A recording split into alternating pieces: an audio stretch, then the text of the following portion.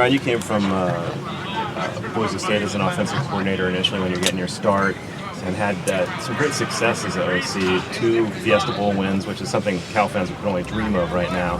What are a couple of the ingredients of a team that maybe on paper isn't seen as one of the most talented in the country, is able to do something like that? What type of characteristics would you say are in common with a team that's able to overcome obstacles and do that? Yeah, I think it starts with the things we talk about here, smart and tough. You talked about great teams. I think you have smart players and tough players on there, and I think you have great team chemistry. And I think we have that here. I think we got good chemistry. We're getting better at playing football, so we got to work on the things that the smart part, knowing the details, the tough piece. Today was a good physical day, so I thought we're building on that. But you build that chemistry, and you build trust with coaches and players. And then you're able to go out there in a game and play against an opponent that's trying to do the same things. Can you do it more consistently? And I think that's what teams, where you talk about the past, that's what they had. And there was talent in there too, but a lot of belief and a lot of work, to be great at football, but also to be a great team. And I think you learn a lot of lessons through the game of football too. That's one of the beautiful things about what we do. We're not always talking about X's and O's. We're talking about our mindset, how we attack challenges, the day-to-day work, the things that are going to carry on, hopefully the rest of their lives when they're done playing football. So we're on that trajectory of making that happen right now. We're not there yet, but that's an everyday process that we have to get to, and you got a deadline coming up, obviously, with Oregon State. We've got to be prepared for that. Brian, you mentioned the deadline. We've always heard over time that college teams, pro teams, need a lot of time to gel. This offense doesn't have a lot of time to gel, so how do you balance? I know you want to go maybe at warp speed, but everybody can't handle it. How do you balance wanting to get everything done, but knowing guys can't absorb everything at once? Yeah, we're pushing hard, and to make that happen, we're not holding back. And so, it's a little bit under fire of just learning as you go, and we know there's going to be some mistakes. There were today. We weren't perfect. What you really look for is the effort. And if you're not getting it right, and that's coaching, players have to study too, but you got to understand as a coach, are we teaching them the right things? And are we putting them in a position to be successful? As long as they're giving effort and they're going hard, there's a lot of different ways to run an offense. And a lot of successful offenses across the country that do it differently. So we have to figure out who we are, what we're best at, and then we have to really focus on the details of what we're doing and then do it consistently throughout the game, and everybody doing their 1/11th. And that's what we're talking about right now. So we had some really good moments today. So we kind of have the good, the bad, and the ugly. It happens every practice. And even the best teams I've been on, it's been like that. Because you're always pushing. Where are we? And you keep pushing to try to improve each and every day. So I would say this, I think Coach Wilcox has done a fabulous job of building the chemistry. As a team, I feel like the guys like each other. They like being here. They like to work. They love what we're doing in the weight room. We're taking care of them, from a nutrition standpoint, trainer standpoint, all those things. So that's in place. Now we have to get better at football, and we got to take all that onto the field, and they want to. So it's just a matter of us to keep, we got to keep working. That's really what it comes down to. Coach, can you talk about the quarterbacks and what you're seeing and what you like from each of them? Yeah, I think number one, these guys are prepared. They come out to meetings. They do a great job. Or they come out to practice from meetings. They do a great job in there. It's notebooks, it's focused, it's guys watching extra film and doing all that. And they come out here and they got a really good understanding of what we're trying to do. And I think from drill work to teamwork to one-on-ones and all that, those guys go hard. So as far as the room goes, this is a really good room. We have to execute. We got to go out there and obviously play the game at a high level and all that. But as far as the room goes, I couldn't ask for a better room right now, just with how the guys' attitudes are. We got to get better at football, and they know that. So that's repetition over and over at that position right there. But I appreciate these guys. I love coming into seeing them in meetings and being around them out here. They take coaching. They listen, right? Even when they make mistakes, they don't pout. They're ready for it.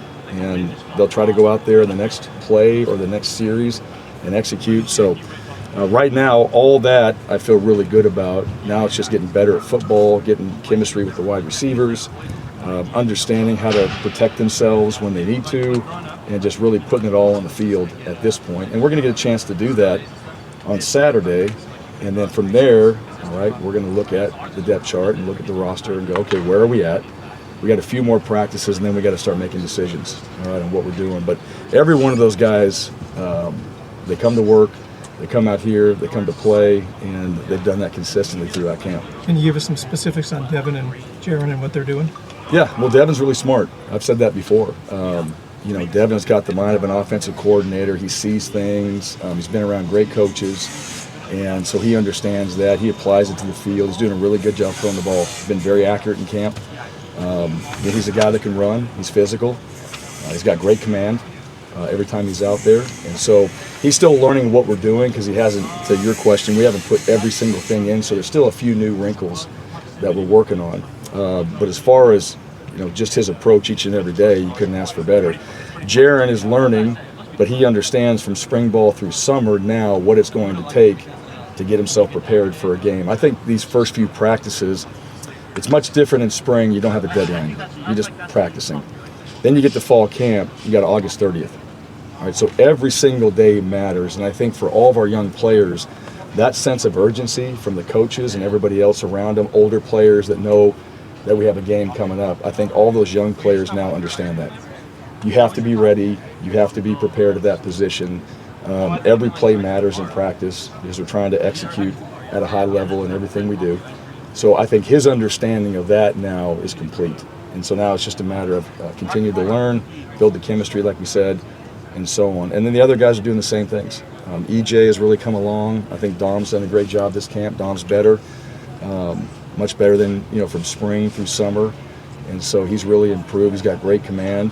EJ's played, he has experience. So I really like that group and where they're at. Do you expect and want to have a for sure number one going into Oregon State, or is it possible you would play both of them in that game? Yeah, I'd always like to have a starter. Yeah, I've done that before. I've always had a starter, and we've played other guys as well. So I've done that before, but you'd like to have the guy that's going to go out there and play. Because you're a week or two away from that. Yeah, we're close. We're getting there.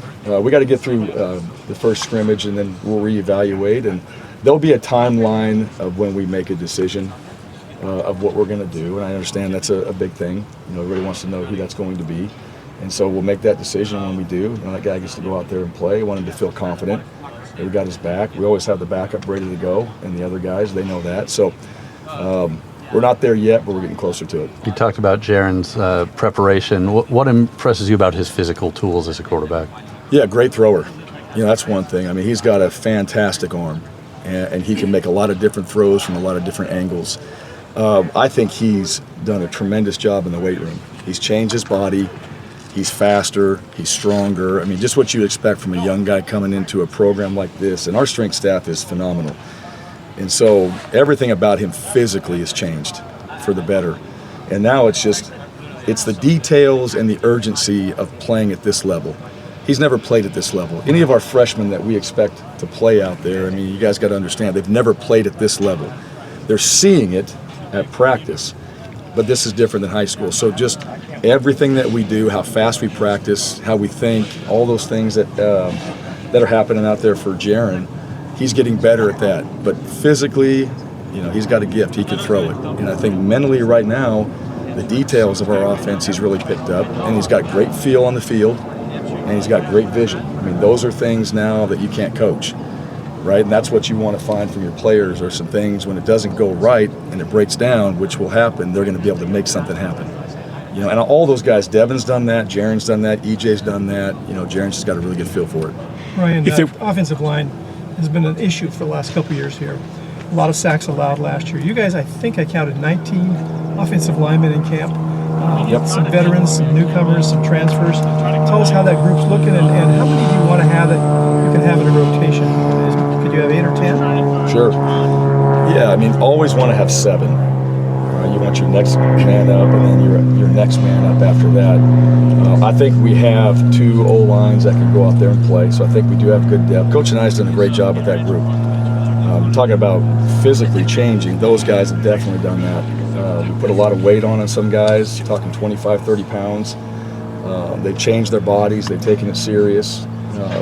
to really be able to do that. But yeah, I mean, those guys have to gel. And look, you know, the statistics and all that, sacks are bad. And that's could be on the O-line, it could be on scheme, it could be on the quarterbacks too. You know, I know we've taken sacks at practice where the ball should be out, right? So it's a combination of everybody understanding the importance of how that impacts the team.